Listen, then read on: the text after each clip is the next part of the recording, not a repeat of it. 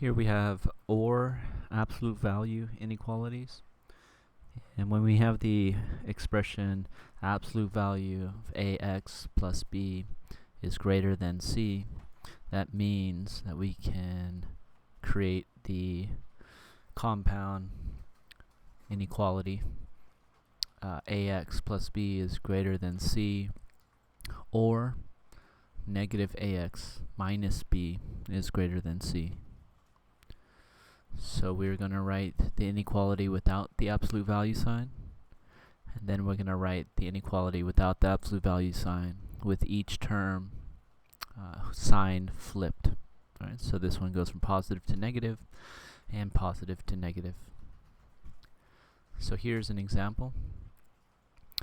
Solve and graph the absolute value of x is greater than 2.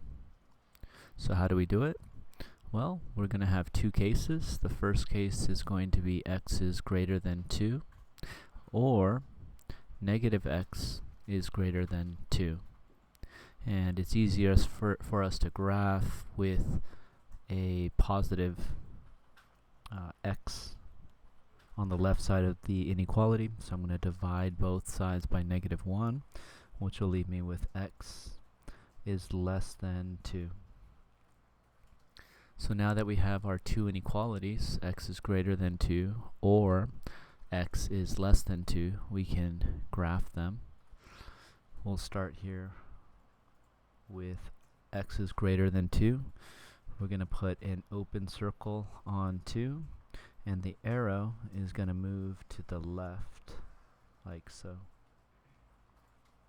Our second inequality is x is less than, this is actually negative 2.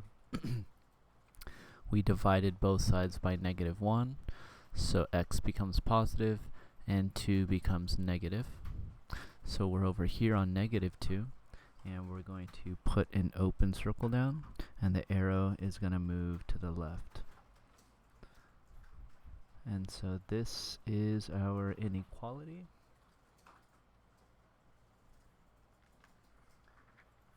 And we want to write our solution set as such. We're going to say, where should I put it? I could put it here. Our solution set can be x such that x is greater than 2, or x is less than negative 2, curly bracket. Let's look at the problem to the right. The OR absolute value inequalities. It's the same as greater than, right? But if we have greater than or equal to, we simply have a greater than or equal to symbol. Right. So we're over here in example number 6, and the absolute value of x is greater than or equal to 1 can be rewritten as x is greater than or equal to 1, or negative x is greater than or equal to 1. So on this inequality here, we're going to divide both sides by negative 1, and the result is going to be positive x is less than or equal to negative 1. And so let's go ahead and graph this inequality here. We'll go and put a solid circle or a closed circle on 1, and the arrow is moving to the left, like so.